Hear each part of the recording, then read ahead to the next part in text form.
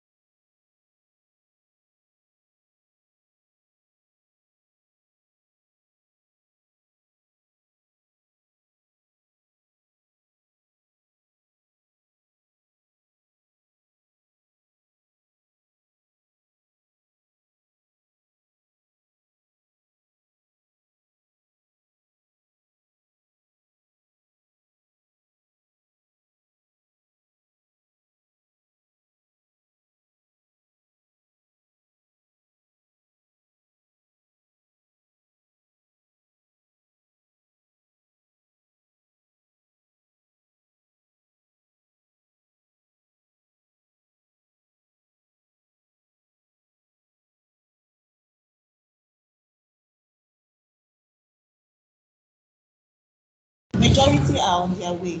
Okay. I want to join online on their way.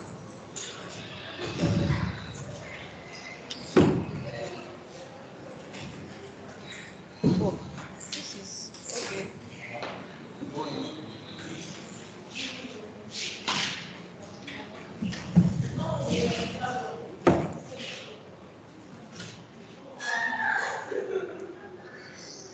Are these not the organizers?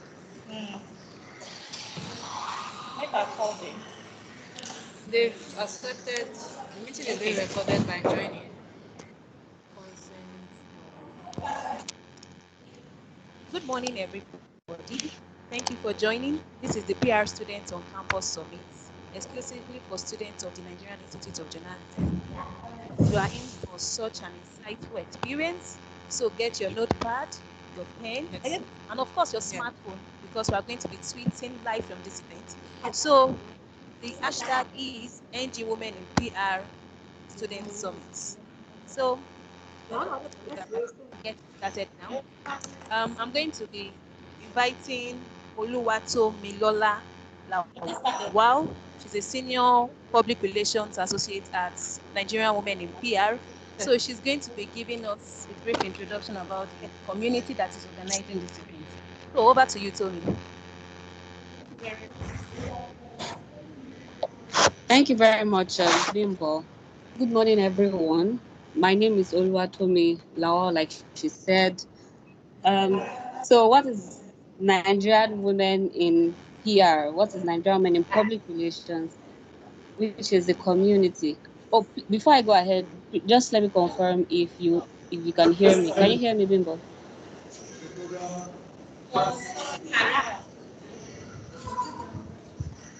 Hello.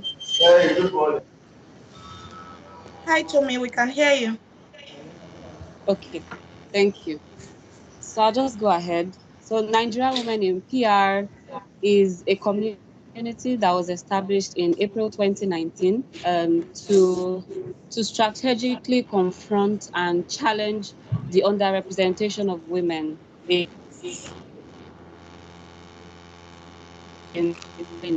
so we know that from research that women dominate the PR industry, right? And the PR space is always changing, it's changing every day, but women still lack sufficient representation. For example, the Nigerian Institute of Public Relations, NIPR, that we have here has produced 13 presidents in its 58 years of existence. And all of them have just been men. We don't have any woman that has come up as a president in such an institution. And that's the national governing body, right? And we know that in practice we have over 63% of public relations specialists in the industry that are women. So what positions are these people occupying? Nigerian Women in Public Relations was established to change that status quo, right? And in terms of our membership, we are a community for PR women, right, of Nigerian descent, practicing anywhere in the world. So you can be in Nigeria, you can be in the UK. We have members from Ireland, from the United Kingdom, from the US, from all over the world. As long as you're Nigerian, as long as you are from Nigeria, right, and you are practicing anywhere, you can be a member of the community.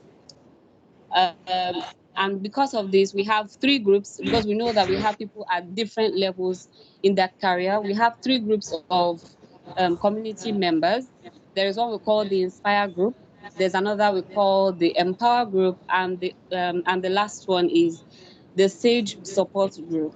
So for the Inspire group, that's a makeup of undergraduates and young professionals with less than 5 experience in the field. So if we have PR enthusiasts like you that are watching from LASU, we have people from other institutions as well that are interested in the field.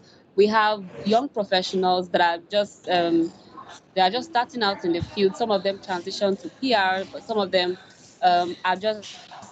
are recent graduates. So for that group, we call them the Inspire group, and our commitment to them is to encourage them, right, and show them the path to success in their journey, right. So we are always providing content.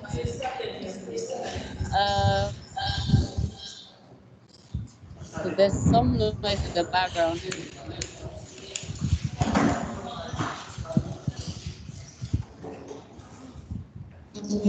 Yeah. Okay.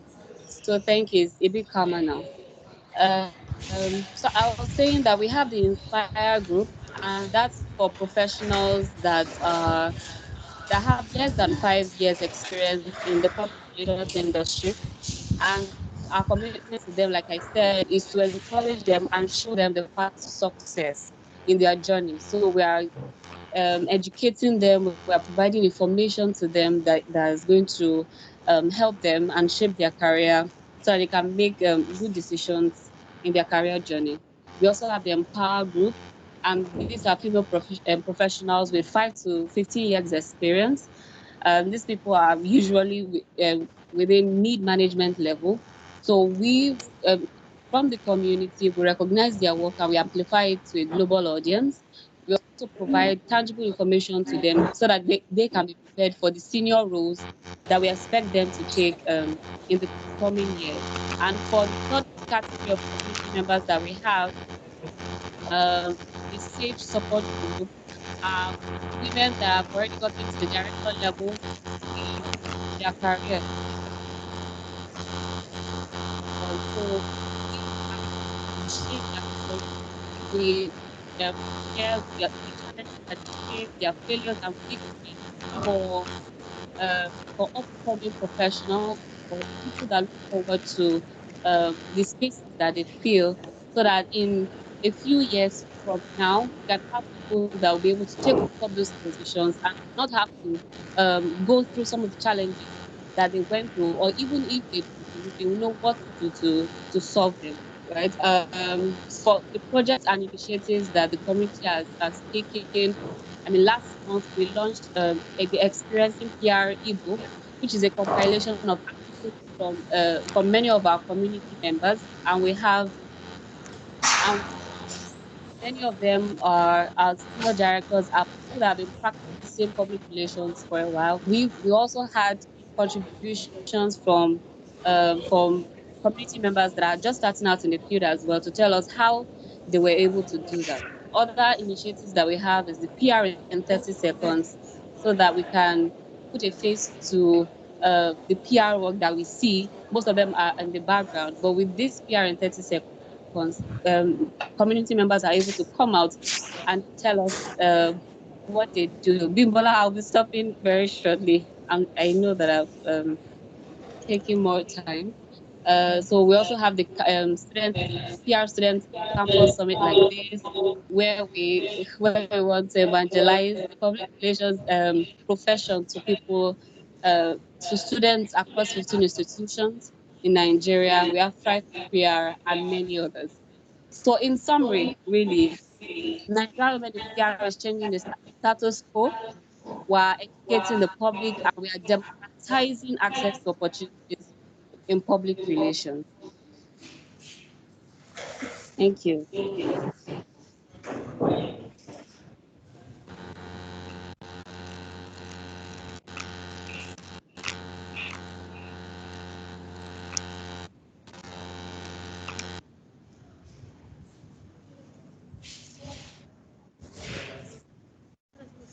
Yes, we are using data.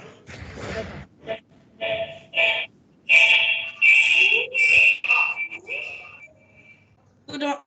Good morning, everybody. Please give us a moment, please.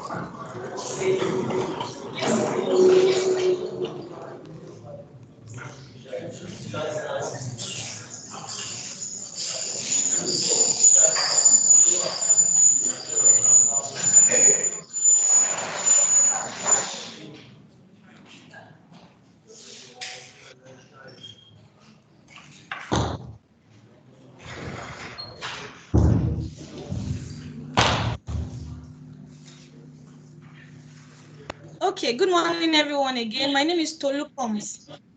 Olorun there.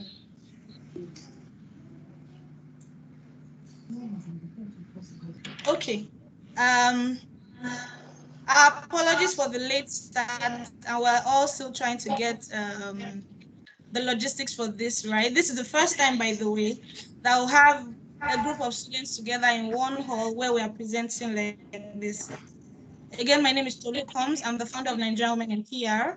It is our pleasure to have you all here. I'm quite excited to see the number of students who have joined us for the Nigerian Institute of Journalism's edition of the Public Relations Student on Campus Summit.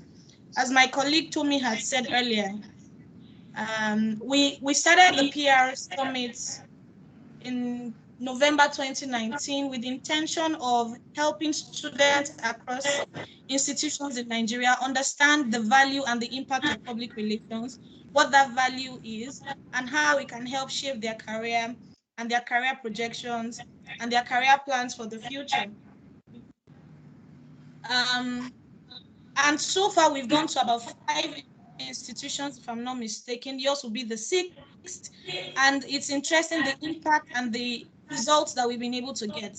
The other interesting part of the PR Summit is that we found that the questions that students have asked us across universities in Nigeria are largely the same. So we have about 110 people from your institution who registered, and the questions that you all have shared with us are largely the same from the questions that students from the University of Lagos have shared, students from the University of Ibadan has shared, students from the University of Uyo has also shared.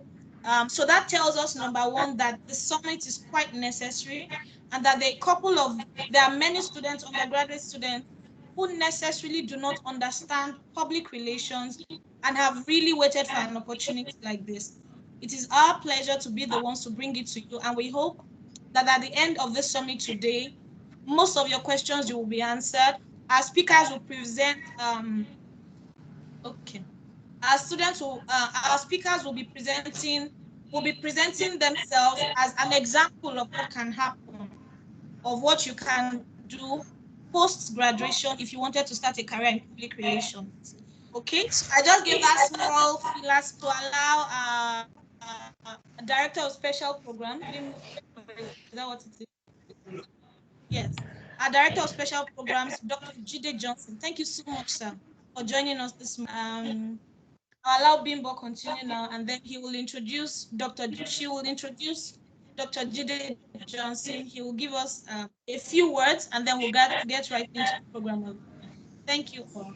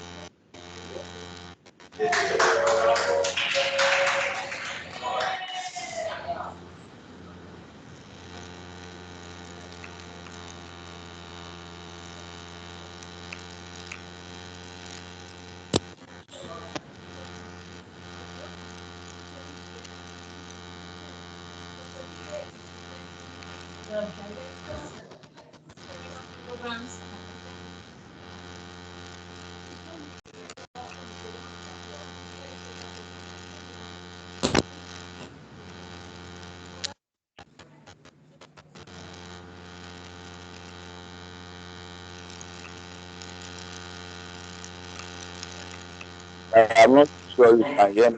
Um, well, I want to thank first and foremost. I want to thank Nigerian PR for choosing our institution as the fifth institution where they will have this program in building the capacity of the sector professionals in public relation industry.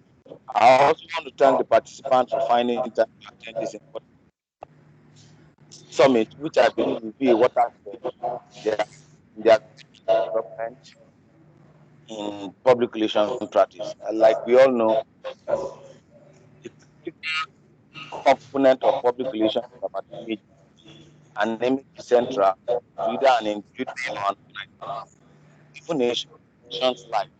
To tell you what communication is about, it's about image, and that's the centrality of what public relations is about.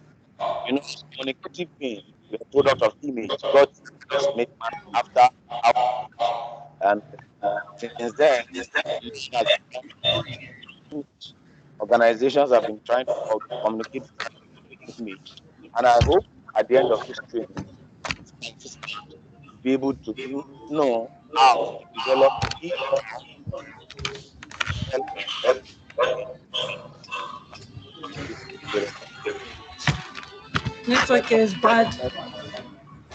and then have, thank you very much. And we look forward to a fruitful summit and a wonderful discussion. And thank you very much.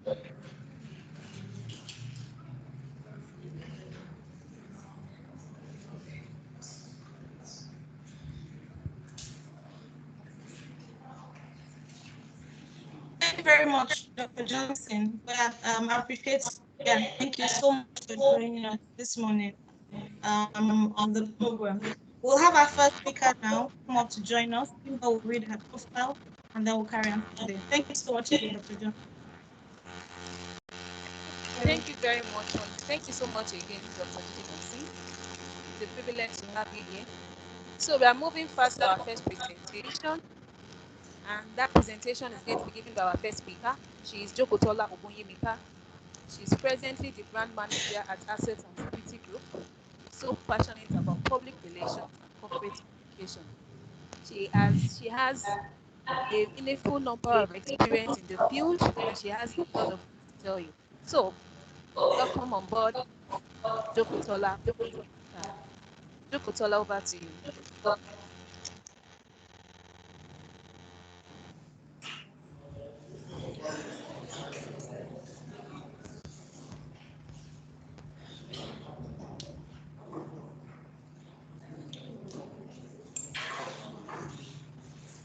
Jokotola, are you there? Okay.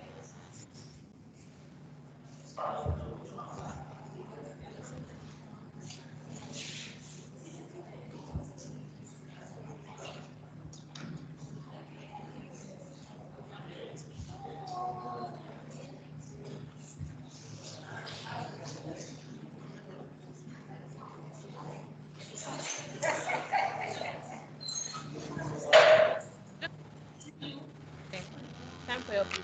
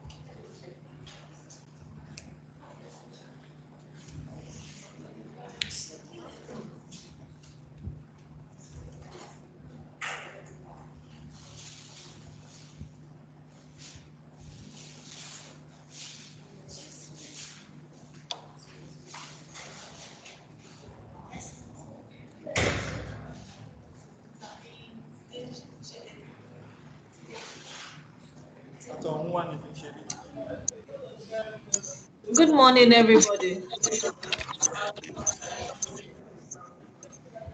I am Mika Jokutola, and I'll be talking about what I wish I knew before I joined the industry.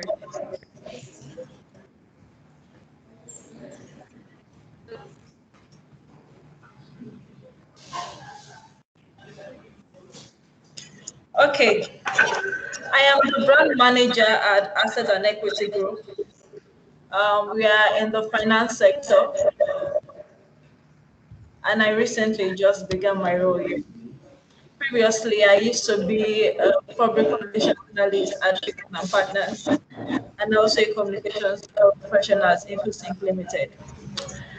So I'm going to start with what my friend told me when I consulted him that somebody has asked me to give a talk to undergraduates at the Nigerian Institute of Journalism about my career in public relations. And this is what he said. I don't want to discredit your ability to talk to these kids. My concern is you won't have much to say, and you may have lots of assumptions. But that is not true because 3 years is a long time in public relations. And I have had course to move from being a writer to be an event manager, to be a social media manager, a brand manager, and many more things. So I've decided to be as honest as possible with my presentation so that I don't mislead you to live promising careers in oil and gas or banking, politics, for the passive glamour of public relations. As a child, can I confirm that you can hear me? Yes, Jokotola, we can hear you. Please carry on.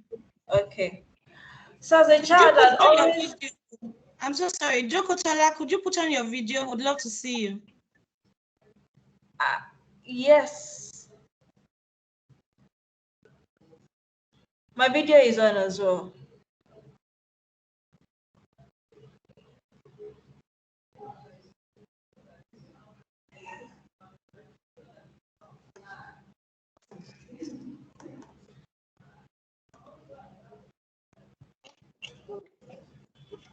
can hear you. Can you Please see carry me? on. Okay. Can you see me now? I suppose it's still coming up.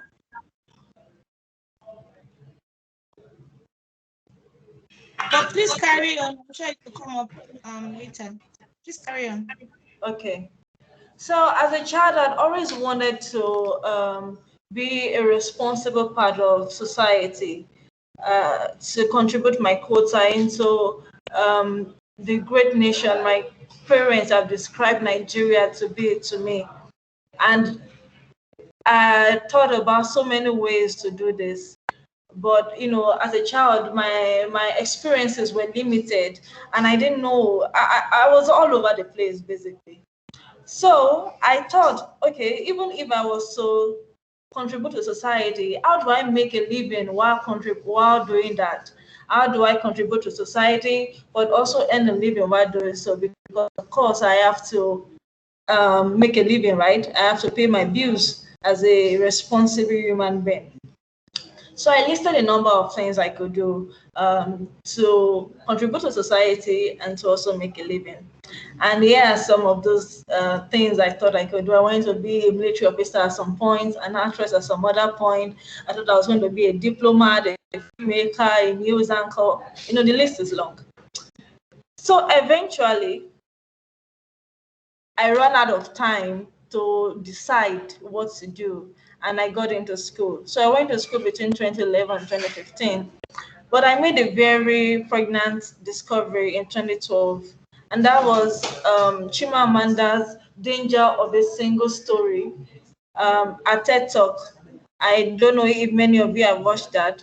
It was so profound for me because it helped me put into clear perspective exactly what I've always wanted to communicate all these years, and to articulate many of my thoughts. And it helped me to get direction as to what exactly I wanted to do. And after school, I entered in a number of places, and eventually in 2017, I started work officially. Are you with me, please? Yes, Joko, we can hear Okay. you. So I started work in 2017, pardon me, and I worked as a program assistant in an NGO.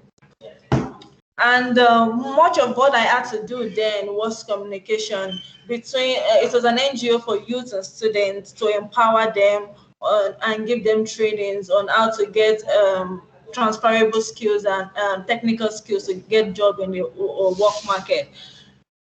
After working over there for a few months, a friend introduced me to somebody who had come to Abuja from Lagos to plan an event, and I'd worked with her on the event. And I remember at the time when she was leaving, because every time I have to do something, I always ensure to put in my best at all times, no matter what it is.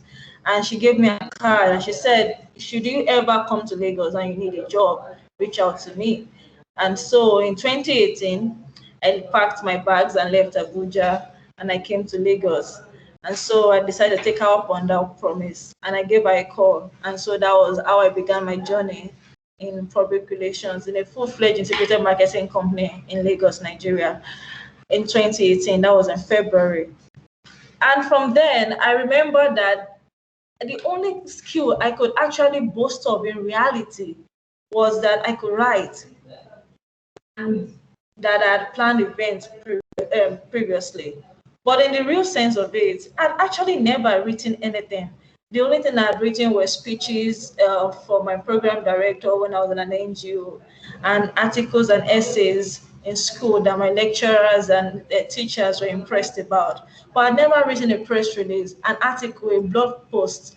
I was not exactly a social media person, so you couldn't even say I had social media management skills.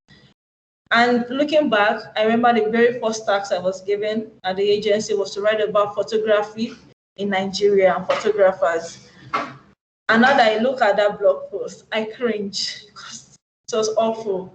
There was nothing engaging about it. But I continued. I didn't stop because I was terrible at it. I kept on pushing, I kept on writing. And because, as I say, the only way to be a better writer, also be better at anything, is to keep at it and to keep learning. And so that was what I did. I kept learning.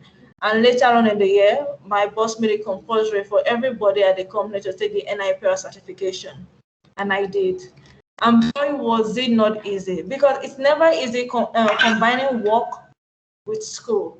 And considering school was Saturdays and Sundays for a period, for some months, it was tight. But as we all know, to make progress, sacrifices have to be made.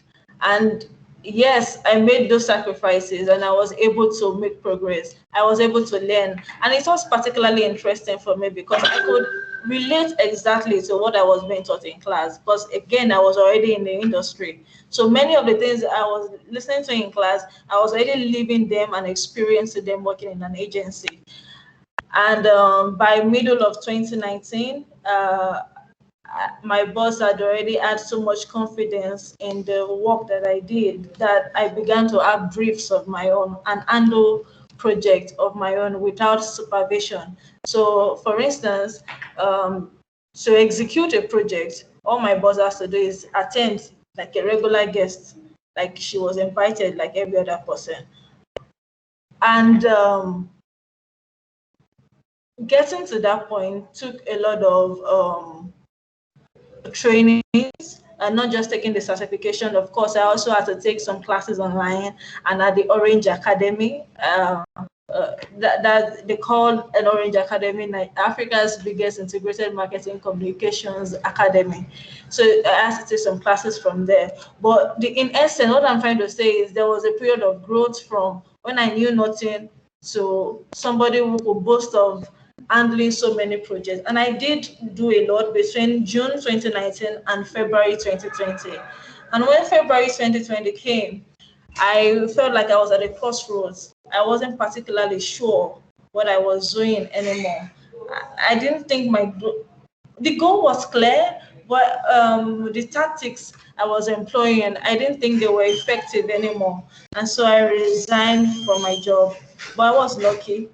I was able to get another job immediately that gave me the time that I needed to think about what I wanted to do.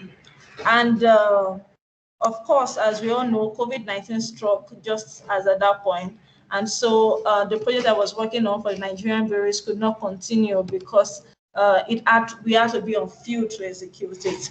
And I took a break from working in general. That period gave me time to think critically. I had conversations with a lot of people who were in my industry and who were not. I spoke with people who had gone ahead of me, and it gave me clarity. I watched a lot of movies actually. I read a lot of books. I completed a lot of courses that I've abandoned since 2018 on Coursera and Udemy. And afterwards, I wrote down my plans again. I redefined my plans and I started working in a software company just afterwards. That experience of working in a software company was a whole new one for me. It opened my eyes to another possibility that when you open a software, when you open a phone, when you open a laptop, there are texts there, there are words there. They came from somebody. Somebody sat down and thought, what should I write here? What do we want to tell our audience? And that's a whole different industry on its own. Of course, also in communications and public relations. But I didn't know that before. I never had anybody tell me about that. It never occurred to me. I just felt, oh, perhaps the software developers wrote it themselves. I didn't think it was a thing. And so after 9 months at InfoSync, I left and I went into finance. Um, First, I went into freelance to explore that part of writing for software, and I still do till now, even while working in a finance company, because there's fintech in finance, so there are tech products that financial industries have as well, and they also need content for that. So that's where I am right now in 2021, writing content for tech products, working as a brand manager in a finance company, and also I just began to learn how to code, starting with HTML. So what do I wish I knew back in between 2012 and 2015. What do I wish someone had told me, or I read somewhere, or I had a mentor who could have explained to me? To start with, out of the very many things I thought I could do, I didn't think PR was a thing. Of course, I've watched it in movies, I've read it in a lot of books, foreign books, of course, and foreign movies. But I didn't think there was a thriving PR industry in Nigeria that I could make a career out of. It didn't occur to me. At best, the only thing I could think of was, oh, maybe it's a politician thing, or you have to be in a big multinational for PR, for you to be employed in PR. But that was not the case. And I had some misconception about exactly what PR was. At first, I thought PR is the same as advertising, but it's not. When I was younger, I could be kind of, I wouldn't say snobbish, but maybe obnoxious. And I lived in my own world. I was always like, it was my books, my newspapers only. I barely watched TV, and I just felt, all these people who watch TV don't know what they are doing, and they are not so smart.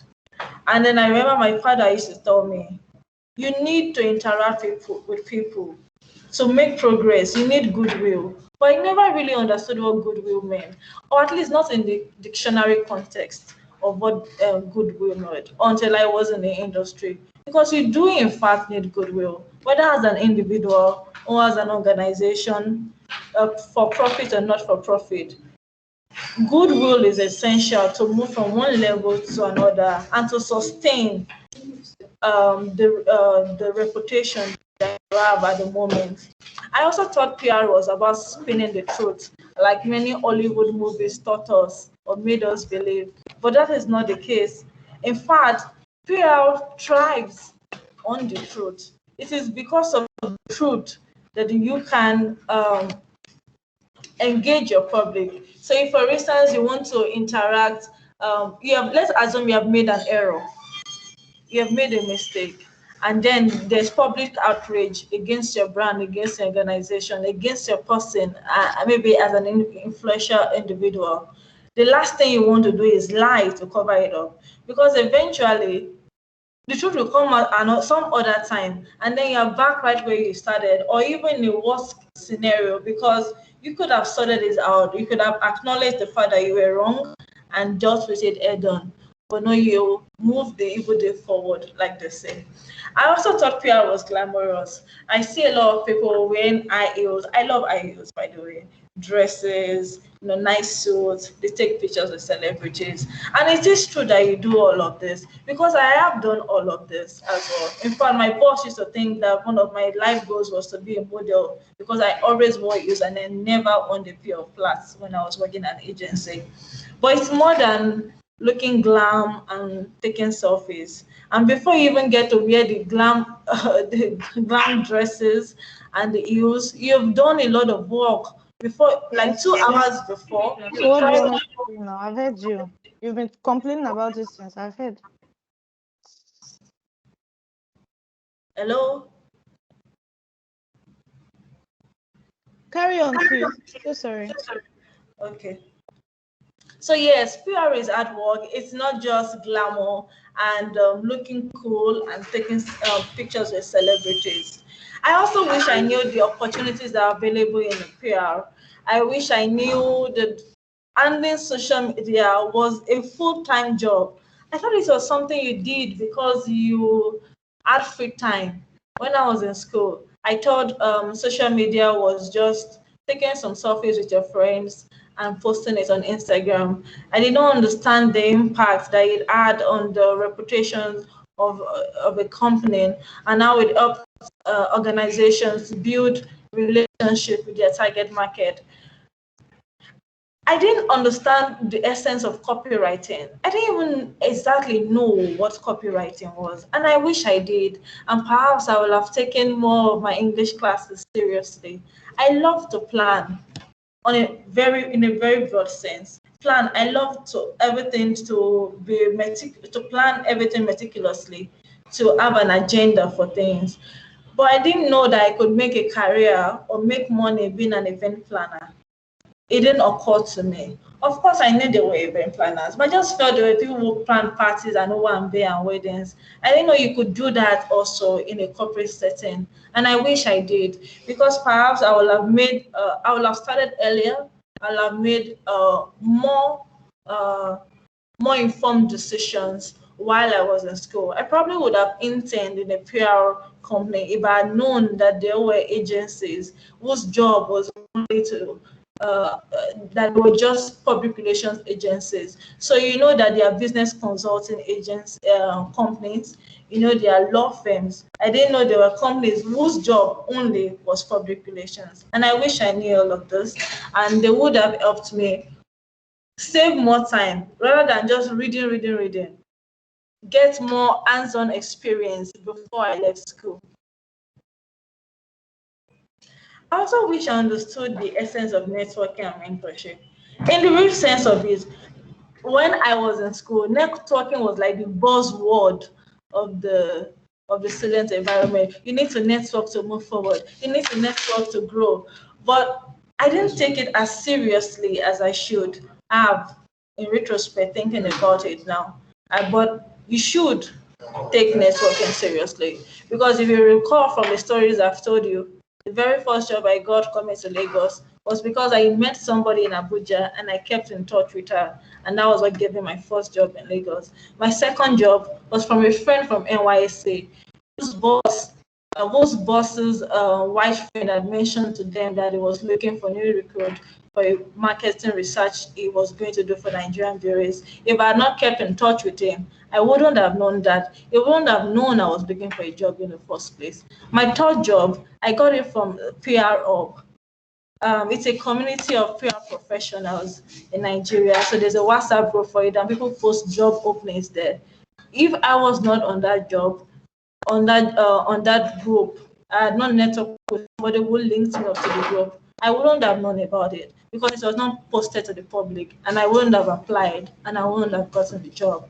And when I got into freelance, all of the jobs I've gotten are based on referrals. Somebody told somebody that I know somebody who does this. So yes, you cannot do it alone, and you will need other people to push you up ahead in the ladder, on the ladder. So you need to keep in touch with people. You need to meet more people, share experiences with them, ask them, how can I help you?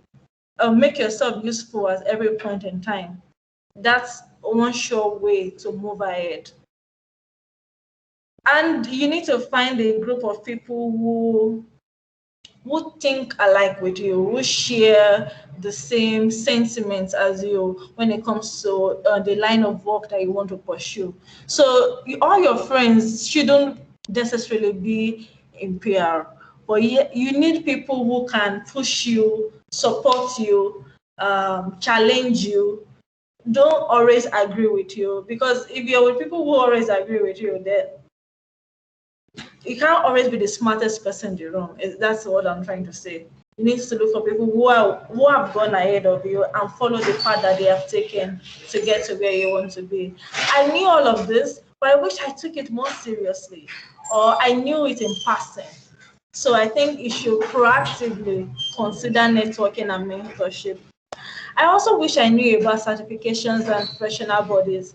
I had never heard of the NIPR when I was in school, and I didn't even know about APCON or any other certification body for the career path I wanted to take. And an interesting fact is this: you don't have to be a graduate to take the NIPR examinations. I wish I knew this. I would have saved myself a lot of time. The time I had to wait 6 months when I was on strike and I was just at home and watching love movies, reading newspapers, and just spending time in the makeup studio. I wish I knew that. It would have saved me a lot of time. So yes, there are a lot of certifications you can take without being a graduate, and I think you should explore their options and give yourself a head start in the industry by taking many of these certifications. I also wish I knew that watching movies and the reality in the movie world is a lot different from reality. So in movies you watch where a PR executive probably lives in a condo in the eyebrow area in New York City. As an entry level, that may not exact should not exactly be what you should be looking forward to. I think what you should look forward to in essence is how to build a solid foundation for your career such that um, you can move faster uh, on the career ladder. But there are some things I already knew. So of course there are more things I wish I knew, but there are also some things that I already knew, and those things helped me get to where I am today. So one, I already had this mantra even as a kid. It was go big or go home, and it's basically meant for me that if I'm going to do anything at all, I'm going to do my best so that I don't have regret. Such that when it doesn't even work out, I won't say, oh, I wish I had done that more. Or I wish I had done that better. I wish I put more time into doing that. No, I didn't want that to be uh, the things I used to waste my time on regret. So I always go big. And so I'm going to tell you that in case you don't already do it, so do your best at everything. If I had not done my best at when I was a volunteer in an NGO and eventually getting a full-time job, I wouldn't have been introduced to the lady who eventually gave me my first job in Lagos. And if I had not done my best when I worked with her, she wouldn't have said if I ever come to Lagos, she had a job for me. So at all point in time, I already had this mantra. Secondly, I already knew that learning never ends, and that even though I was a graduate, that was the list of the things I need to know to survive in the world, because it is a really vast place. And so I was always open to the possibility that the things I knew were perhaps not the best opinion. And again, they're just what? Opinions, right? There are things I thought. Perhaps there are superior opinions out there. And I was open to learning about them. And like one of my favorite authors said, George Bernard Shaw, some of you may know him just as Bernard Shaw, progress is impossible without change. And those who cannot change their minds cannot change anything at all. One other thing I knew by the time I was graduating was that I already had a motive to service. I already thought, how do I contribute to society? And what impact are the things I do adding to the overall good of my nation? So I am going to leave you with this last thought that I had, a conversation I had with my friend, my auntie's sister-in-law on my way back from a party last year after I just lost my job because of the pandemic. She said to me, what do you do now? And I told her I work in a software company. She was like, you know how to code? I said, no, I don't. I work in communications in a software company. And then she said, when did you start working? I thought you were working somewhere else before. I told her I got it during the pandemic. She was like, in this pandemic, you mean people still get jobs in this pandemic? And I said, yes, as long as you have the skills, there are always opportunities open for you to be hired. And then she went on to say, but why did you leave your other job? And I told her that I wanted to grow and I wanted to make more money, that as much as I wanted to contribute to society, I needed to earn a living. And then she asked me how much I was paid. And I told her, she was like, how did you manage that for 2 years? I was like, yeah, it's a livable income actually. But she probably expected me to be any way more considering what my new company was paying me. And then I told her that I actually have something that drives me, something that pushes me every time to do what I do. That because of the job that I do for a company, for an organization, for an individual, somebody gets to keep their job, somebody doesn't get laid off, a company stays afloat, an organization can scale, they continue to make money that impacts their bottom line, that somebody doesn't have to resort to begging, and that they can retain their dignity as a human being. And overall, it contributes to the entire economy of the nation, that can take us from being a third world country to a place that people will really want to come to vacation at summer. And that is my motive for work. So it's not always about the money. And my hope and aim to live La Vida Loca life, it's all about how I can serve. And that is what pushes me all the time. And I've known this even before I graduated. And so your own motive may be different, but I hope that you find your motive somehow, and that economy alone doesn't determine your career and doesn't drive the kind of decisions that you make. I wish you good lives, and the industry can't wait to have you. Thank you.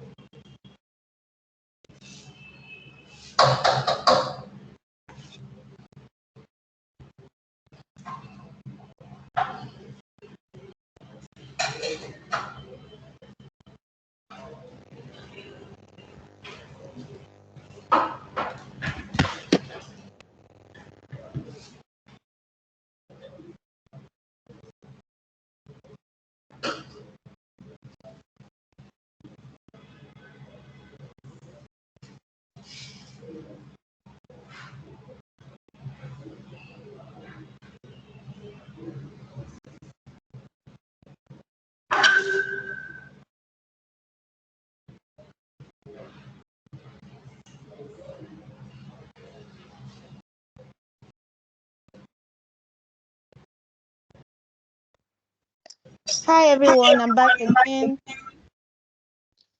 Okay, so if you're in the hall, Jukotola, by the way, thank you so much for your beautiful presentation and sharing your thoughts around how the things that you wish you knew in school. I particularly, can you stop us?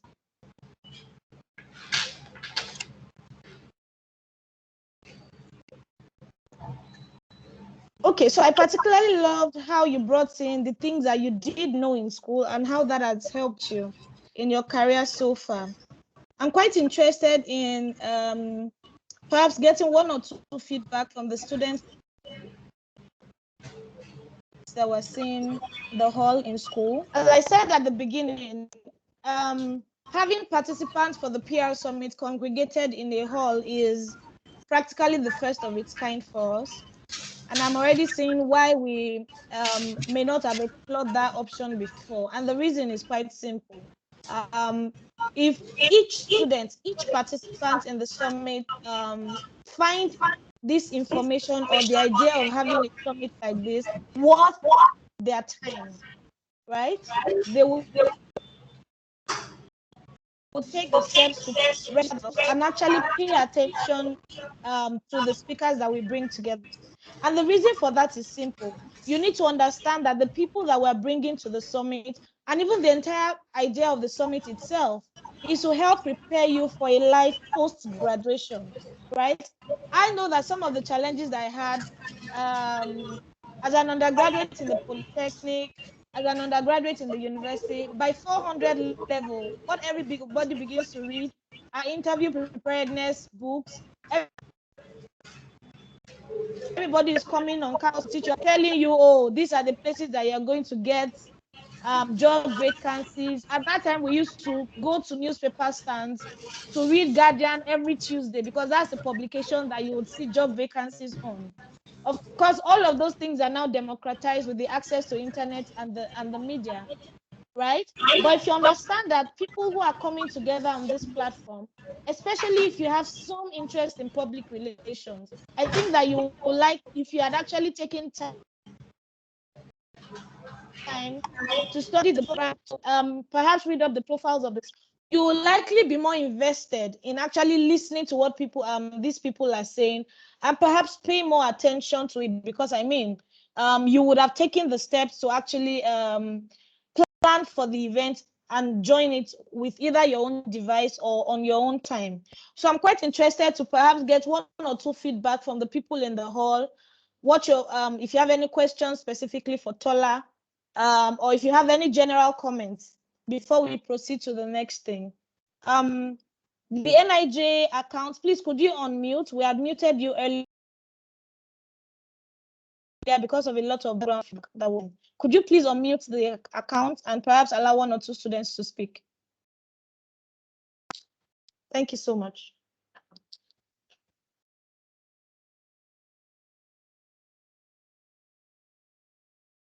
The account is not unmuted yet. Okay, thank you very much.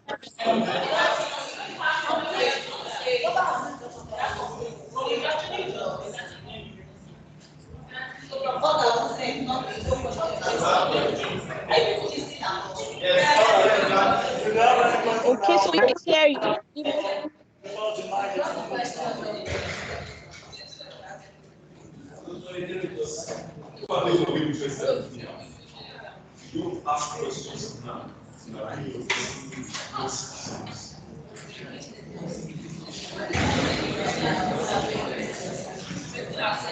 I don't think there's any question for now.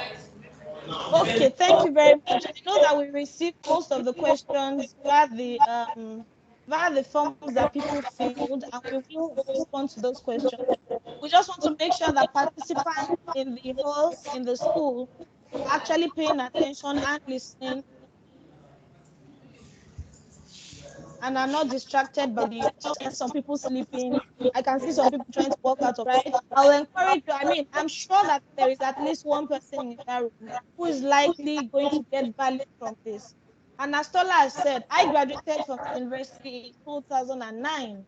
And exactly as she has said, I wish that there was somebody who had come to my school or my department of English at Olabisi Onabanjo at the time to come to talk to me about public relations and the possibilities available for it. I'm going to mute the account now.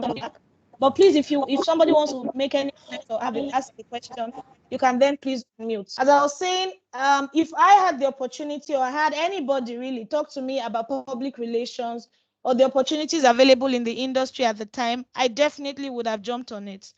Exactly, again, as Tola has shared, the only skill I left school with also was the ability to edit, not even write. I could edit anything and everything. I was editing projects for my classmates, and we're all studying English.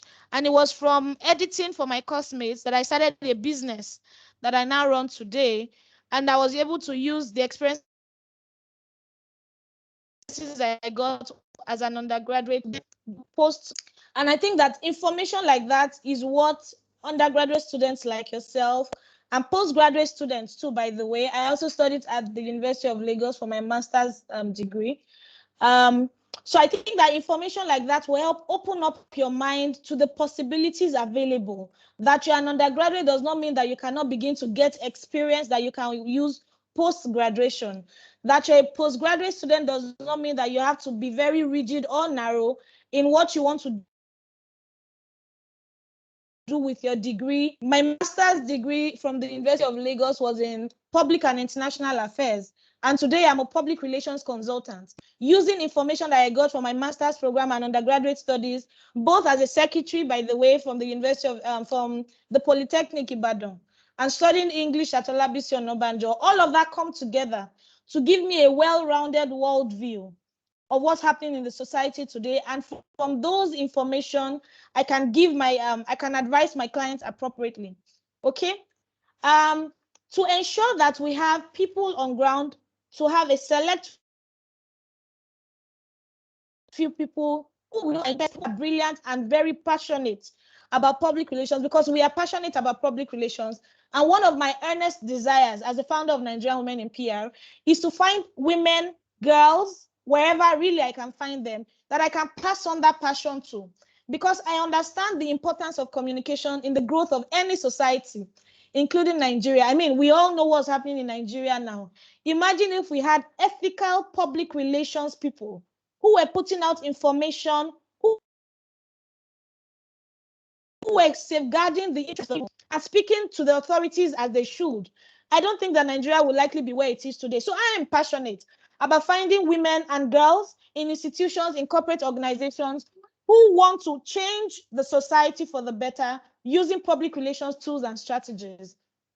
It is because of this passion, it is because of this that we designed a program called the Student Ambassadorship Program for the Nigerian Women in PR organization.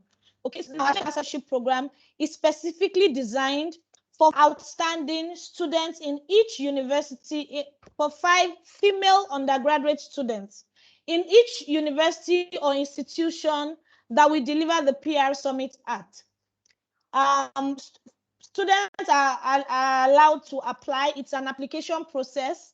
You apply and tell us why you think you should be a student ambassador for the Nigerian Women in PR in your institution. The ambassadorship tenure is for 1 year. And what happens within that year, you are exposed to a fantastic community where you can network and get practical experience in your institution. We will guide you to deliver public relations activities, to come up with public relations strategies, to ensure that your institution understands what public relations is and begin to deliver such activities or programs that will further the aim of public relations generally and for Nigerian women in public relations in your institutions. So we are inviting female students specifically to apply to Nigerian women in PR to become a student in the Nigerian Institute of Journalism. At the moment, we have student ambassadors from the University of Lagos. We have student ambassadors from the University of Ibadan. We have student ambassadors from Thank you, Dr. Johnson. We have student ambassadors from the University of Uyo as well. Okay, so each institution that we go to deliver this program, we invite undergraduate students to apply to Nigerian Men in PR to become student ambassadors. And for a period of 1 year, we to say you must succeed in public relations so that when you finish university, once you graduate, we can place you in institutions and organizations who are partners with Nigerian Men in PR who are really eager to accept interns. So that means that you are practically guaranteed a job post-graduation, right? And you are coming into this and we are teaching you, we are exposing you to information that your peers will likely not know. So if you are interested to apply, please send us an email at ngwomeninpr.com, ngwomeninpr@gmail.com, ngwomeninpr@gmail.com. My colleague Bimbo will share the email. It may look like everybody's just listening and sort of whiling away time and having side conversations. That's how it typically happens when we have the summits like this. But it will interest you that at the minimum, on the average, we receive about 10 to 15 applications from young girls who are quite eager, who are interested in planning their future from where they are then. Especially for those that don't have any godfather somewhere or don't have any uncle waiting for them in Abuja or Lagos to put them in, to give them a job on a platter of gold. So if you're interested, if you're passionate about public relations and you think that you have what it takes, please send in an application to ngwomeninpr@gmail.org. You can also, everybody visit our website, ngwomeninpr.org, to download the Experiencing PR ebook. I think that's a fantastic resource that everybody should read. If you have any interest in PR at all, you want to know what is PR, what do people do in public relations. In the Experiencing PR book, we put together articles from 12 outstanding public relations practitioners, entry-level practitioners, and very senior women who have 20 plus years of experience in public relations. And they came together and wrote, and contributed articles to the book. And they shared experiences, they shared what you need to know. How can you transition? What if you are studying film, for example? How do you transition to PR? What are the things you need to know? What are the challenges? What are the sources? Where can you get PR courses to take if you were interested in that? All of that information is in the Experiencing PR book. What we call it is mentorship at the flip page. All the information you require to further to get more information about public relations, you will find in the book. Okay, so I'm then going to just go on to the question and answer session. We've had a slight challenge with one of our speakers. Chiwendu is not able to join us because she has some work commitments. So we're just going to go on. Okay. So like I said, we had about 110 of you register for this program. And about 100%, they are interested to know some things about public relations, and I'm just going to be taking time to answer those questions here. Okay, so if there are some other ones that you're probably still interested in, we've not answered your questions well enough, you still want further information, or you want access to resources, please reach out to us on our social media pages on Instagram, on LinkedIn, on Twitter, and on Facebook. Everywhere it's NG Women in PR. You can also tweet at us. You can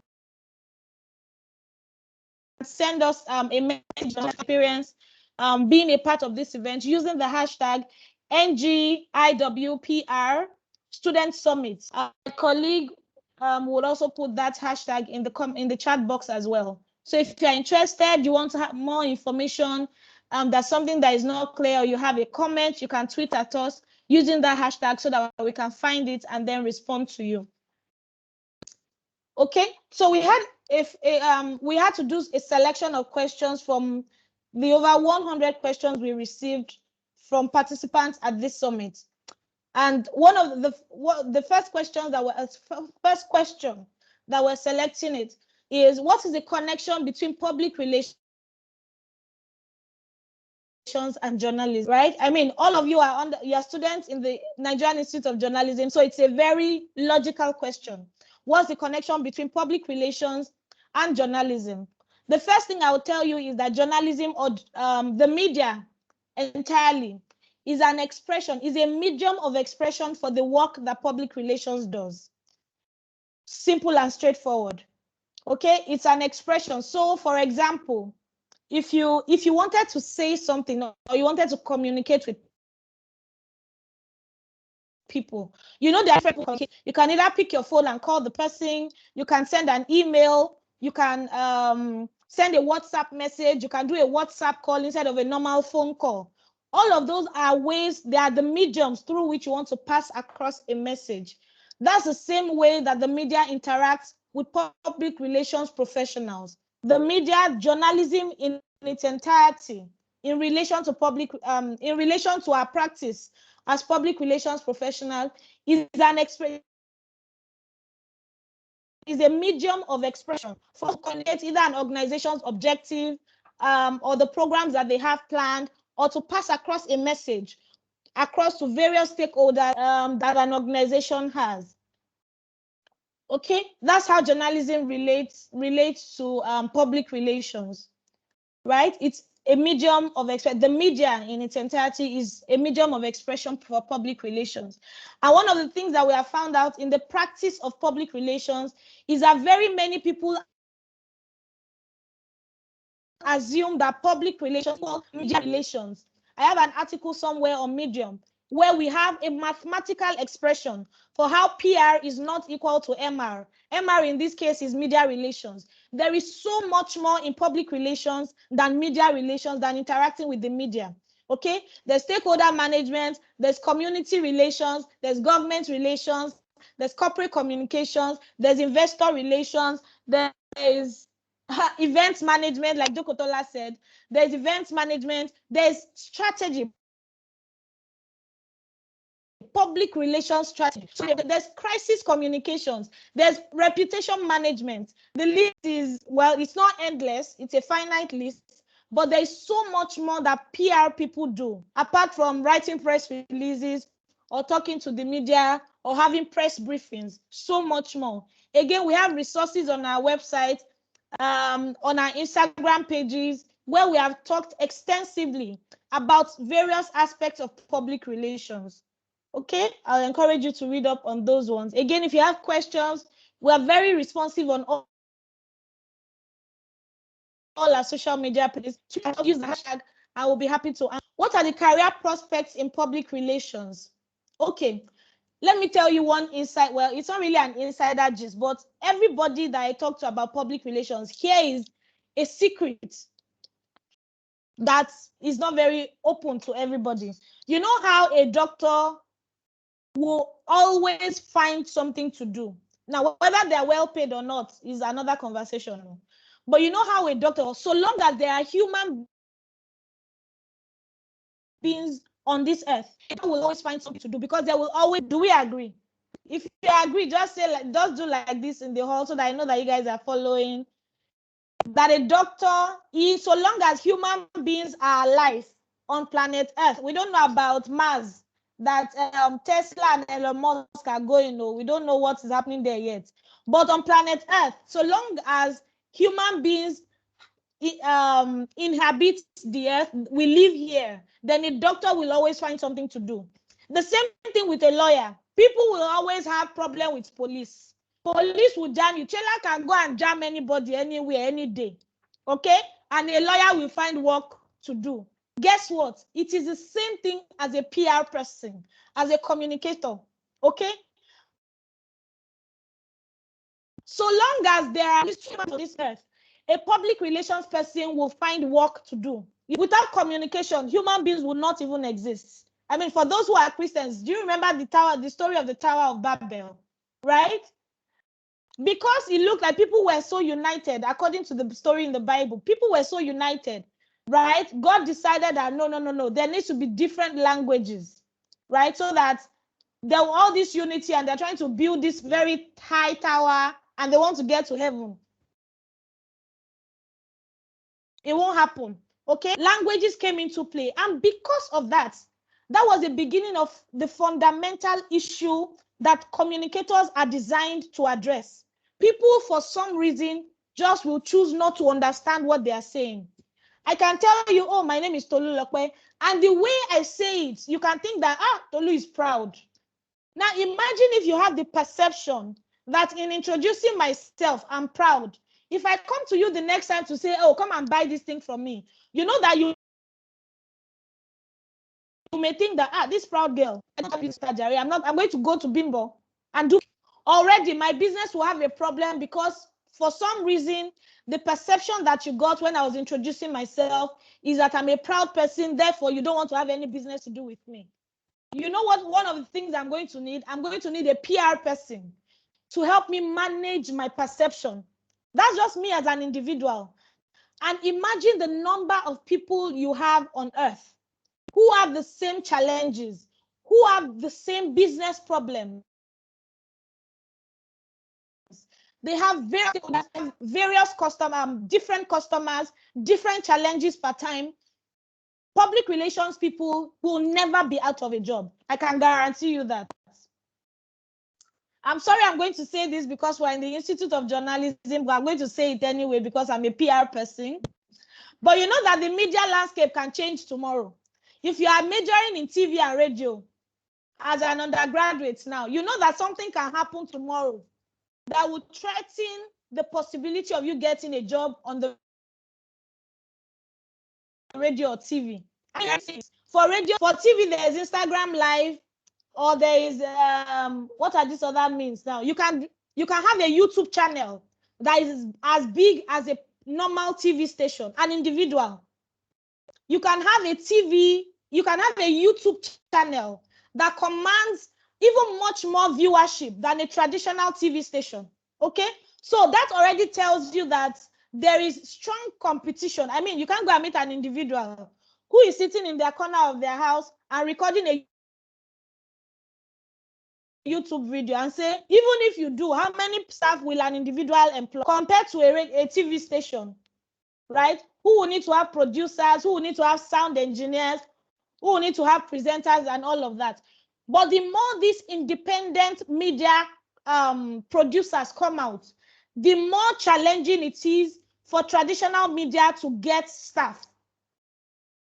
Again, you listen to Jo Kotola, who said, while she's a full-time PR person for an organization, she's also freelancing as a writer for companies. Okay? Now, can a TV station decide, right? Because they have staff salary to pay, they need to pay their licenses to the Broadcast Commission. So there is already a lot of competition in the traditional media space because you now have independent media producers. There's Clubhouse, for example, for those who may not know, that is already a very strong challenge for radio. Okay, now if you have an iOS phone, an iPhone, you can download the Clubhouse app straight up, just by the click, right? You can go to Twitter Spaces and have radio, right? You bring people together and you guys are having conversation. You can have a podcast and stream it everywhere without paying one kobo. But you see, all of those individual platforms, all of them need somebody to help them communicate. All of them, all these independent producers, all of them need somebody to help them manage their personal brands. That is why until this world ends, and we don't know when, or until we all migrate to Mars, along with and all we will need, and I mean, we don't know what the system will be in Mars. I mean, I would like to go to Mars, you know. I would like to go there and just see what's going on. Yeah. But while I'm still on Earth, I know that I cannot be hungry, because so long as I stay in PR, there will always be somebody who needs my service. Now, the scale may be different. Some people may be advising Elon Musk. I may just be advising Risi Katu Ayinde or somebody who is just a line. You will find work to do as a communications person. You'll find work to do as a public relations person. So your career prospects in public relations are practically limitless. You can be in Nigeria and you are working with somebody in the US. Guess what? My company, we're a public relations consulting firm, and January this year, we had somebody who is in Russia. She had just graduated in Russia. She sent a WhatsApp message and said, oh, she's interested in learning how public relations in sub-Saharan Africa works. I tried to also be an intern. If you check our Instagram page, this lady who is based in Russia just graduated from a graduate internship program, 2 weeks ago? And it was fully remote. And she's based in Russia. And the few times that we have to pay her stipends, we find a way to send her the money in Russia. Okay? The same way that somebody from out of Africa can reach out to a Nigerian company to work with them. It's the same way a Nigeria who is based in Nigeria is the same way a Nigerian who is based in Ajangbadi can reach out to somebody in the US or San Francisco. Well, San Francisco is in the US. Can reach out to somebody in Germany or St. Petersburg in Russia or in Japan and say, I'd like to work with you, right? How many of us know Ikorodu boys? If you know them, please just do like this, just to make sure that we're paying attention. Do you know Ikorodu boys? These guys that act a movie that they try to mimic guys who are acting. Just this week, I saw that one short clip of theirs. I mean, what I'm saying is it's a 30-second trailer that was produced for them by Netflix. Is on the Times Square in New York, United States. Do you know what I mean? If you know where Ikorodu is in Lagos, can I just see your hand? Do you know where Ikorodu is? I just want you to understand the impact and the power of the internet, and you practically have the world at your fingertips. These guys are in Ikorodu and they are getting the attention of people in New York that is playing on Times Square. Do you know how much you would pay to get just a still, just your face on this platform where these guys are? And they got there free of charge, okay? And now everybody is recommending that they need to get a PR consultant to work with them, so that when people are asking them questions, these boys will know what to answer. Guess what people are not telling them? They need a journalist. But they need a PR consultant, right? They need somebody to coach them how to answer questions. Nobody's telling them to go look for a journalist. Bottom line, what I'm saying at the end of the day, your career prospects, the things that you can do in public relations is limited. As far as your mind can think, as wide as your mind can go, that's how far you have in terms of opportunity in public relations. Another question that somebody has asked us is, how can public relations be applied to a small business? So I sell diapers on Instagram. How can public relations help me? I sell Worobo on, how many people know Worobo? All these small, no, it's called Wosi Wosi. You know this Wosi Wosi, I'm selling, don't go and sell biscuit 10 naira on Instagram. You know, that's just a good advice that you should hold, right? But then you're selling something that is 1,000 naira, 2,000 naira, 5,000 naira on Instagram. What can you do? What public relations strategies can you use to help further your business? I mean, there are several, but I'll tell you two. Okay, one of them is organic content marketing. Now, one of the strong points of public relations is our ability to understand the various, whether you're a hospital, whether you're a wosi business, whether you're a conglomerate or a multinational. One of the beautiful things about any good public relations professional is the ability to understand the various stakeholders of any business. Let me shock you. The business on Instagram that is selling wosi, that is selling maybe children, let's see now. They are selling children wear. In fact, they're selling okrika. Let's take it like that. They're selling okrika on Instagram. I mean okrika, if you go to the right sources on Instagram, you will find the okrika for 1,000, 1,005, right? How many of my sisters know those 1,005 okrika stores on Instagram? I know. Don't put your hands up. Don't worry. I understand. You need to maintain the packaging and let's not share our secrets, but we know where they are online. We know where they are. Okay, let's not say it out. Now, for a 1,500 naira type product, a business that is selling products for 1,000, 1,005. The immediate assumption is that your only stakeholders are the people who are buying from you. But that's a fallacy. That's a lie. Okay. Now, let me tell you that an okrika business on Instagram will have. Number one, obviously, is their customers, the people who are buying from them, the people who are following them. The other stakeholders that this okrika person has, right, are complementary business owners. So this okrika person is selling clothes. The person that is selling shoes, okrika shoes on Instagram, is a stakeholder for this okrika clothes seller. You know why? They are complementary business owners. My sisters, after you buy that 1,500 okrika shirts or gown, you know you need to wear shoes. Abi, you're going to wear Dunlop. You need to find somebody too who is selling the shoes to pair it up and look. They call it packaging. I had the experience recently. That's why I know the terms and I'm using that example. Right? So when you buy the clothes, you need the shoes to go with it. You likely need a bag too. Now, all the other businesses who are selling those complementary goods are stakeholders for this business. So what should now, because this okrika seller understands that she's not just focusing on the people who are going to buy. How will she get people who are going to buy? She needs to know people who are selling things that are complementary to her business. So she's going to look for the person who is selling okrika shoes. She's going to be making strategic comments on the pages of that person who is selling okrika shoes, because the customers of the okrika shoe seller is also our own customer. The customer of the okrika bag seller is also this woman's customer. So she's going to find them and position herself strategically so that the customers can also see them. Okay?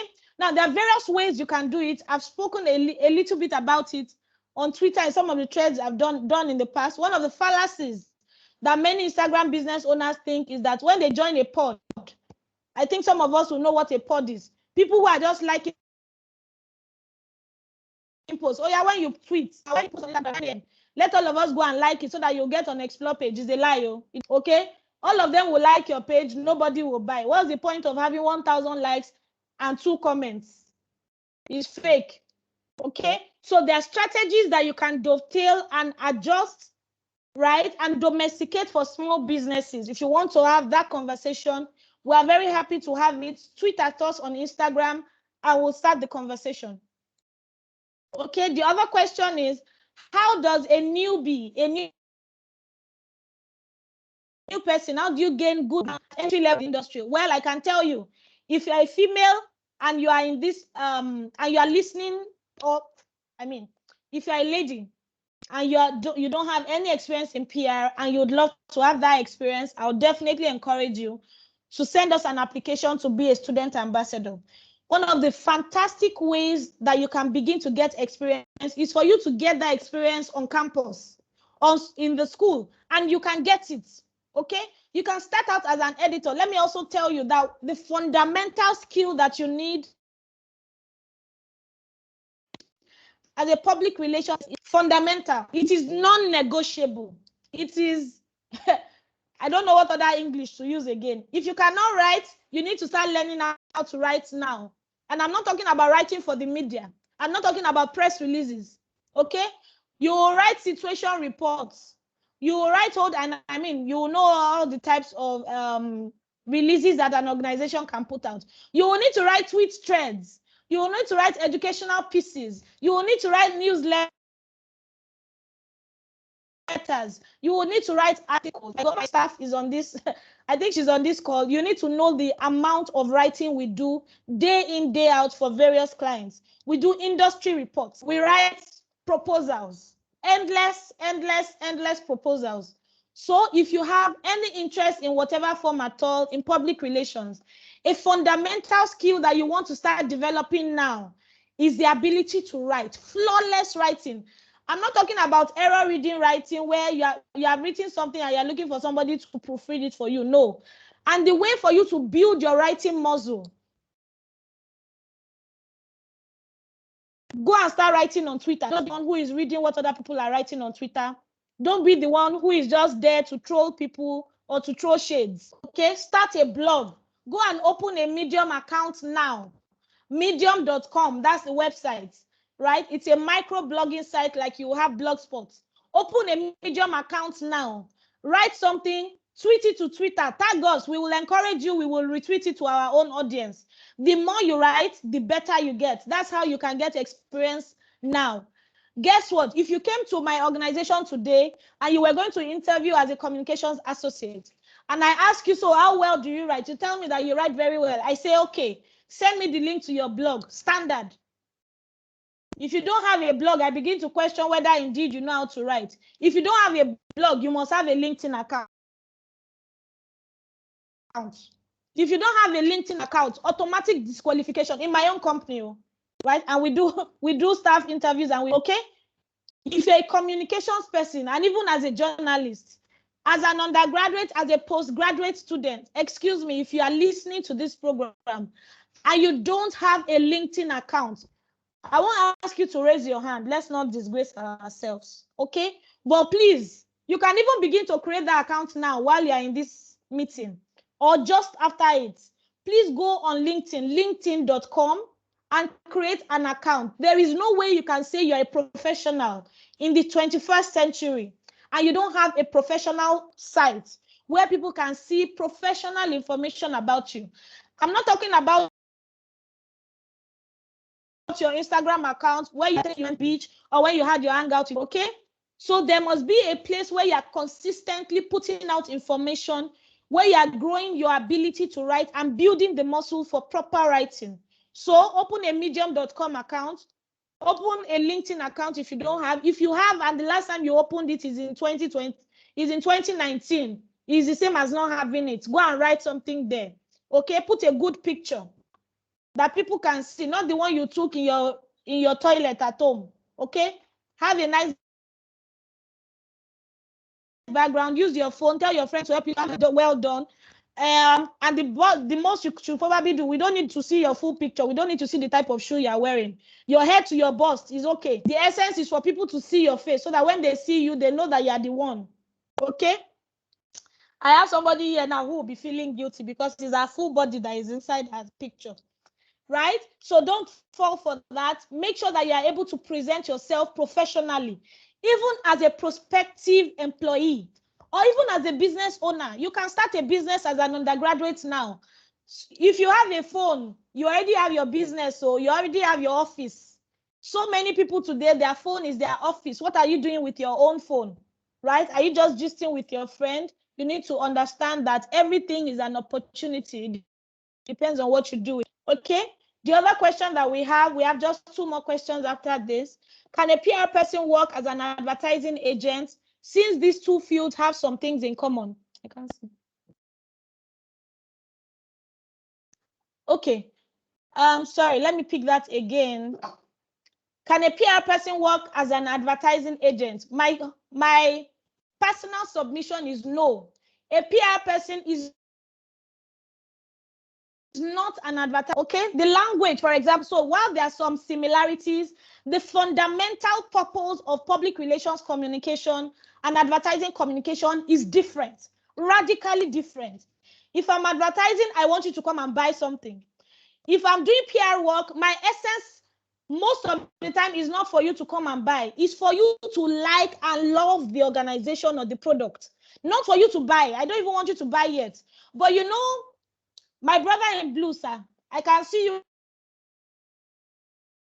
but I don't know your name. I wish I could ask you your name. I wanted to use you as an example. If you have a girlfriend, sir, I don't know if you are. I know that some of our ladies may be may be interested. I don't know. They may be interested and hoping that you may say, "Hi, how are you doing there?" So let's not tell them whether you have a girlfriend or not, right? But if you had a girlfriend, for example, right, would you prefer to just walk up to her and say, "Hey, babe, I'd like us to oh no," or maybe you're toasting somebody and then you just walk up to her and say, "Hi, I'd like you to be my girlfriend," you know, without any prior conversation before. You just walk up to her and say, "Let's start dating." What do you think she will say? Do you think she will agree? Advertising is like that, very straight to the point. They just want to make money quickly. Let's sell something today because somebody is asking us for, okay, so how much did you sell today? That's what advertising is. Advertising, what is for sales? They want you to sell, so they want you to buy something now. But in PR, let me tell you how, if my brother in blue were to approach my sister that is in purple at the back, just behind you, sir, right? Perhaps you just wanted to tell her that, "Oh, hi, sister, I like you." I mean, that's our brother's intention. But because he's a PR person and he's going to apply PR strategies to woo a potential girlfriend, he's not just going to walk up to her and say, "I like you." No, no, no, that's too forward.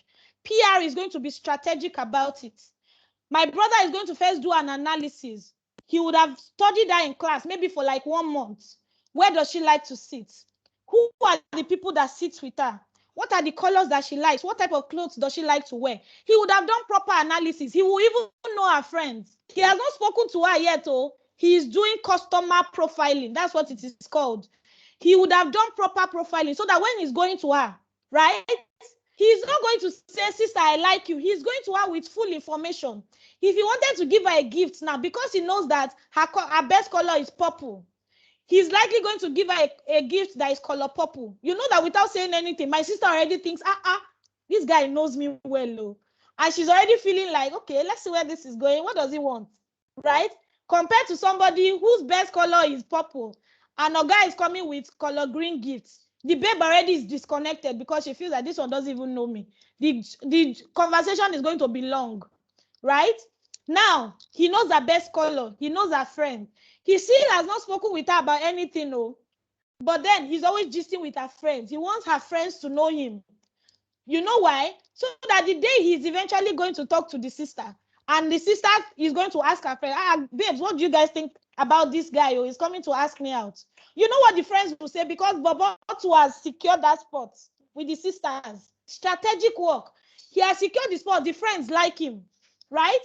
So that when my sister at the back is asking her friends, "What do you think about the guys?"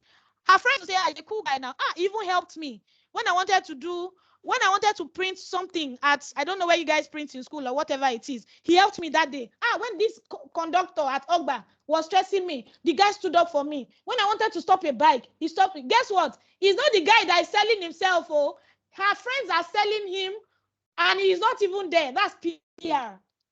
Okay? So that the day that this guy eventually comes to the girl, he's not doing much work. Going to the girl is now sales. So that you see all this, he has studied that, he knows her best color, he's talking to her friends, all of that, that's PR. Sales is when Bobo goes to the babe and say, "Oh yeah, now let's do something," right? PR has done all the work so that when sales is going to meet a potential customer, the conversation is short, it's straight to the point, and the customer is ready, primed to say, "Okay, let's sign the deal." Do you see what I'm saying? There's strategic work in public relations. It's not just writing. There's a lot of research that you have to do. There's a lot of surveys that you have to do. You need to understand what people are thinking about a brand that you are looking to work on. You need to gather all that research before you then come out to say, this is our proposal, this is our recommendations for implementation. Okay? And I've used a very simple example to help you understand how that can work. So no, a PR person can work in an advertising agency in a public relations capacity, but they cannot work as an advertising agent. No, I am not an advertising agent. You can't come to me now as a prospective client to say, oh, I want to start selling something. Oh yeah, help me put it in their faces now. We don't even accept any brief that says, oh, let's do advertising only. No, we believe in organic marketing. And organic content marketing is all that research. We are using information to prime you so that when you are thinking of if we had a client, for example, and our strategy was organic content marketing, part of what we will do is that we will provide almost exhaustive information about this area of expertise or specialization of our client. We will be the one that will be teaching you about it. We will be the one that will be bringing you news about this product, this service that they are going to eventually start selling. So that when we start selling it, you will remember that all the information you required about this product or this service or this need, it was this company that was giving it to you free of charge. So when you then need to pay somebody, you will likely want to pay the person that has given you something free. Okay, so I'll then go to the next one. What are some of the ethical issues in PR? People lie. People lie. People lie. People lie. People lie. People lie. I mean, we see the example in Nigeria. One of the challenges, fundamental issues we have in PR worldwide, by the way, it's not about Nigeria, worldwide, is that professionals many times are unwilling to accept that it is not everything that your client says you should say that you should say. Professionals also, because of the monies attached, guess what? The people who lie the most get the most money. That's facts. They get the most money because if you are willing to do anybody's dirty job, they will likely pay you very good money for it. Right? So people are not willing to consider that they will lose their income if they stand on the side of truth. That's an ethical issue. Okay? Your organization is at fault. Somebody is dragging them on Twitter, and then you go online to say, no, is it person? Is the customer that is at fault? That's an ethical issue. Right? Your organization has done something wrong to somebody. They are complaining about it on Twitter. And instead of you to look inwards, look into your organization and correct the process that led to that complaint, rather you go and gather Instagram, Twitter influencers to start bashing this person. You look for their girlfriend. The time that they lied, they cheated in the exam hall. That's what you're focusing on. Just to take away the attention of the public from the issue the person has raised about your organization. That's an ethical issue. Okay, so there are several of them. You need to have personal ethics as a PR professional before you then go into PR for organizations. What's the relationship between PR and propaganda? That's the final question that we're going to be addressing. What's the relationship between PR and propaganda? Propaganda is a one-sided information dissemination strategy, right? There is number one, there is no room for feedback in propaganda. We want you to know this thing, and this is how it's going to be known. We are not going to accept any feedback from you. That's a propagandist speaking. We don't want any feedback from you. This is the path that we want you to toe, and you must toe it. There is no room for flexibility in propaganda. And one of the biggest examples of the impact of propaganda in the world is World War II and what happened with Adolf Hitler. That entire war was 100% on propaganda, and it was the war was prosecuted on the heels of propaganda, where people were saying that the Caucasians are the most advanced form of humans, and therefore they wanted to be able to rule the world.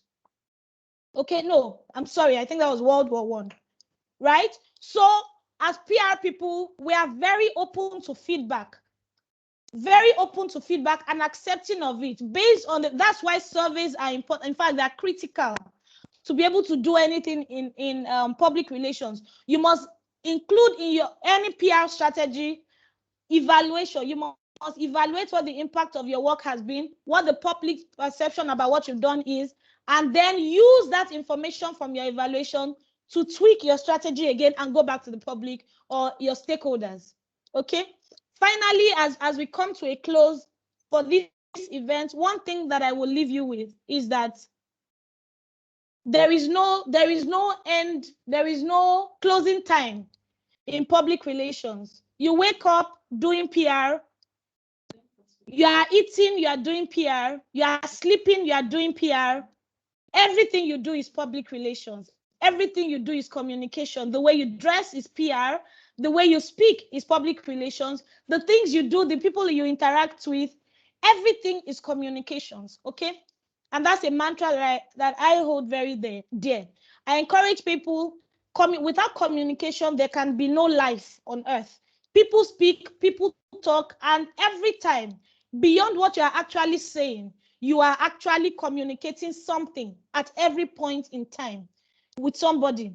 Think of the NSAS situation and think of the outcry that people had to organizations where we were saying, many youths in Nigeria were saying, if as an organization you refuse to stand with us at this time, just by keeping quiet, you are complicit, right? Just by keeping quiet. Many organizations trailer jammed them because they didn't say anything, okay? And they were communicating with silence. They were communicating with doing something. So everything you do on earth, my glasses mean something and I don't have to say it, okay?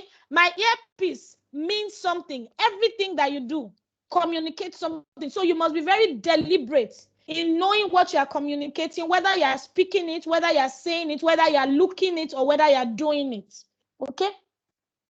I want to thank you very much for your very rapt attention. Yes, I hear that somebody has a question. Thank you so much. Somebody has a question. They can unmute and then ask. Thank you. Thank you very much.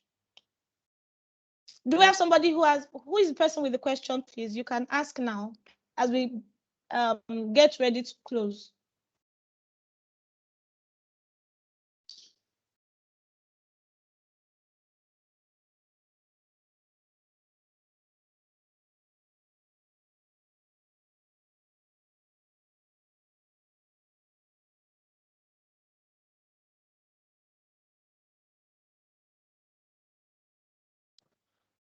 Yes, sir. Please unmute yourself. We can't hear you.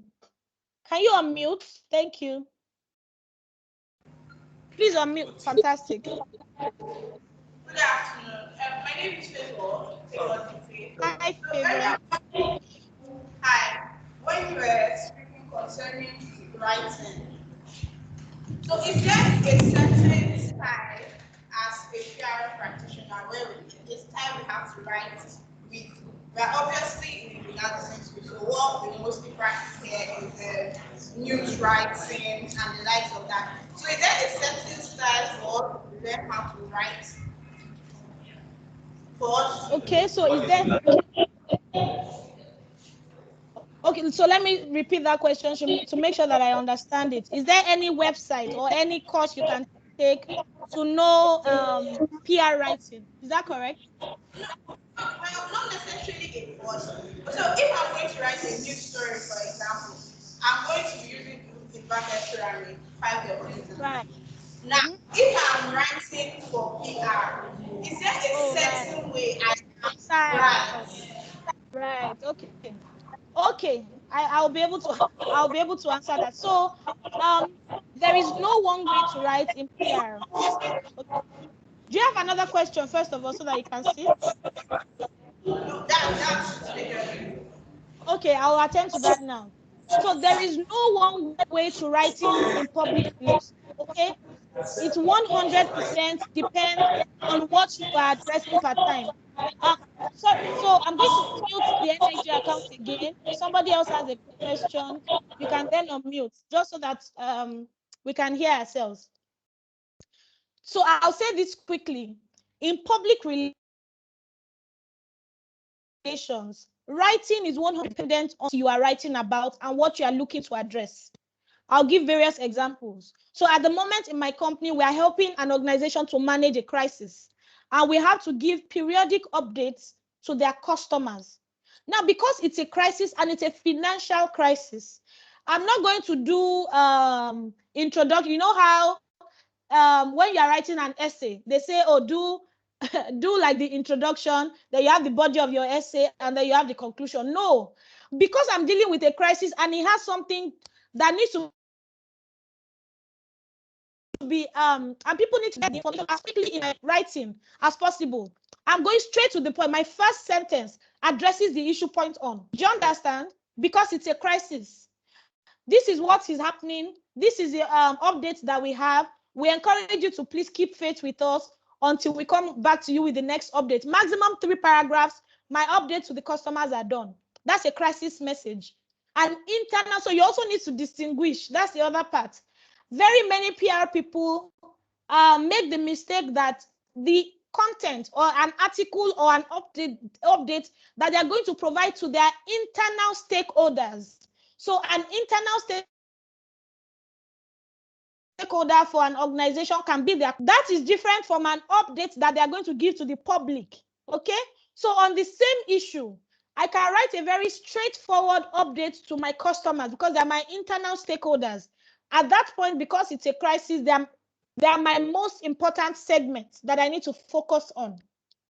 So I go straight to the point, address the issue, and then tell them that we're going to give them an update at an exact time, right? That they can hold on to.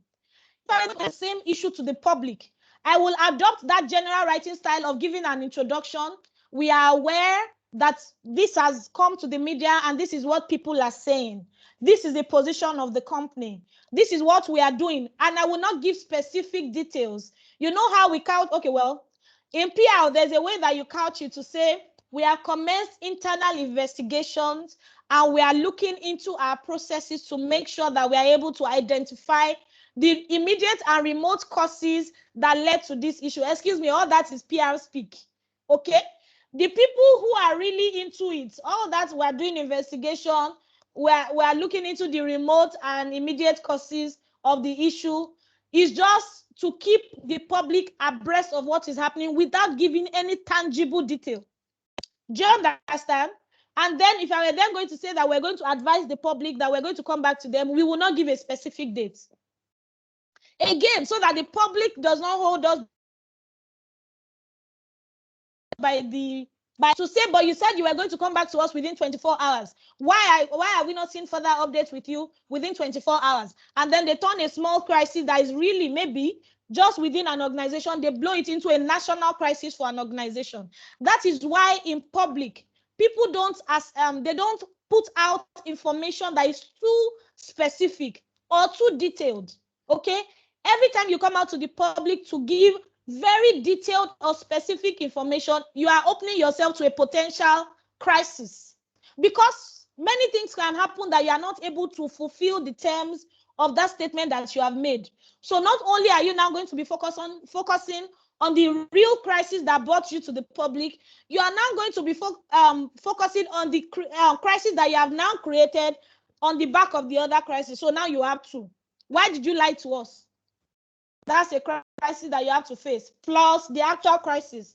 And you don't want to do that as a PR person. Okay, so writing in PR, let me just recap. Writing in PR is dependent on the message that you're trying to press across and what the issue is. Okay, again, I will encourage you. We have several writings. If you check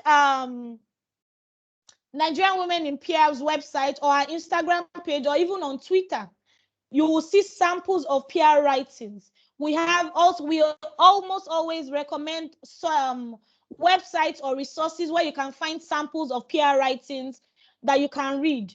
Okay, the other part about PR writing, really, in terms of knowing what to write per time, is for you to read widely. And you don't have to read a textbook or one very long website article. You can go and read tweet threads. Read somebody who is read content from PR people on Twitter. You will find that you are able to, in one tweet, you can pass across a message that will that will not be easily forgotten in just one tweet. And I mean, you will see examples of that from brands. You will see examples from that from PR professionals. Okay, again, if you follow us on Twitter at NG Women in PR, my colleague will put all our social media handles in the chat. We typically retweet or share content from other PR sources that even we find very informative. Okay, we share sources, we share PR professionals in Nigeria, right, who write content like this that is very helpful, that you can grow by. I strongly encourage everyone here to download the Experiencing Public Relations book. Okay, we call it the mentorship at the flip of a page. Go on our website, download the book. It's an invaluable resource that everyone really who is interested in public relations should have, and it's free to download. Do we have any more questions or comments? Okay. Mr. Edmond, thank you for putting on your video. Okay, do we have any more questions, comments? Please don't forget, we are still looking to have student ambassadors at the Nigerian Institute of Journalism. It's incidentally only open to female undergraduate students, right? And the reason I know that some people have asked, why is it only women? Why is it Nigerian women in PR? Why is it not people in PR? Why is the student ambassadorship program now open to men? And the answer is very simple and is backed by data. Okay? Now, in public relations today, you see all of you here, if 10 of you decided that you were going to do PR today, 70% of the people who will start out in public relations will be women. Okay? Entry-level roles, up to 70% of them are women. But you see, by the time they get to executive director, managers in the organization, that 70% that started becomes 25%. And the men who started as 30% take over 65%, 75% of management roles in PR. Okay? And that's not to say that the men were pushing the women away. You know how you are doing round and round the table, all this children party, and two people want to sit down on a chair, and the man, because he's stronger, he pushes the woman away. No. It is because that in the career progression of a woman, there are many issues that she's confronted with that sometimes discourages her and she has to stop. Some people get married in as middle level professionals, and because of the challenges of the home life, most of them resign because public relations, by the way, excuse me, is not glamorous. So it is stressful work. I work for myself, and sometimes inside my office, and my office is inside my house, I close at 11 p.m. and I wake up by 4 a.m. and I'm working for myself. Okay, so the work can be stressful, right? And then sometimes also because of the dynamics of public relations work within organizations, there is no strong promotional opportunities within one organization that is not properly structured. So, for example, you can have a PR person who has spent 5 years on one role in an organization, and this person is feeling very discouraged. She doesn't want to go and apply in another place, but she's just tired, she's frustrated, right? So there's something called a glass ceiling. She just can't progress beyond communications manager. She can't become director of communications in that organization, and she's frustrated, so she resigns. But a guy that is doing jama, right? He can translate, he can move from just focusing on PR only and become director marketing and communications. It's easier for a guy. And it's not because of anything. Number one, there's a societal issue of it. If you are progressing very well as a woman, people say that you shouldn't talk about it too much so that you don't appear as being proud. But men can say it. If a man wins an award today, you will see him put it on all his social media pages, and his guys will be hailing him, not so much a woman. And it is because men are able to talk about their awards and achievements. Other organizations and HR people who are headhunting and who want to recruit people, they will see you easily, right? Because today you've won an award. Tomorrow you are with the MD of one company at a bar somewhere or at a Ikoyi club as a guy. As a woman, it's 9 p.m. Why will I be in a Ikoyi club? Do you get? But because you are able to have such informal interactions as a man with very strong decision makers The opportunities for advancement for you as men are available, and that's the reality. Okay? And so what we are doing at Nigerian Women in PR is that we have identified this. Is the reality is not that we are bashing our heads against the wall.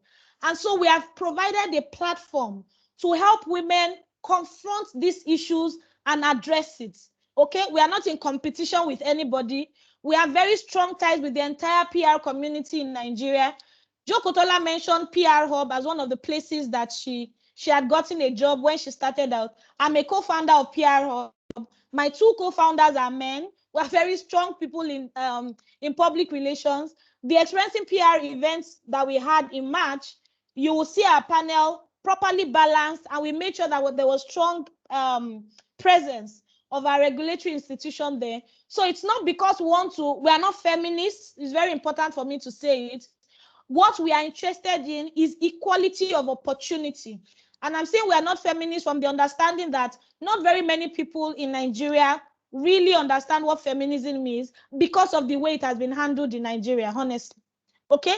Our interest is to ensure that our women have a level playing ground and opportunities available to them to also grow to the highest point of their career aspirations if they so desire. Okay? And that's why we are doing this. The Student Ambassadorship Program, we want to train 5 ladies. We want to give them an opportunity to do the work, and then they can use that to get a job subsequently when they leave school. Okay, and with that, we've come to the end of the Public Relations Student Campus on the Public Relations Student on Campus Summit, Nigerian Institute of Journalism edition. I want to say thank you, everybody, especially to Dr. Jide Johnson. Thank you so much. Thank you so much for supporting us in delivering this event. I want to say thank you too to Mrs. Eke. Anybody else being bothered I'm missing? Thank you all so much to the provost, to the vice chancellor, everybody. I mean, the information about this event looks like it got to the highest echelons in your monotechnic. I want to say thank you all so much. We really appreciate you.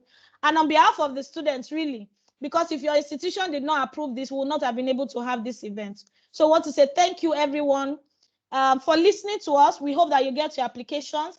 We hope to see your tweets. Tweet at us at NG Women in PR.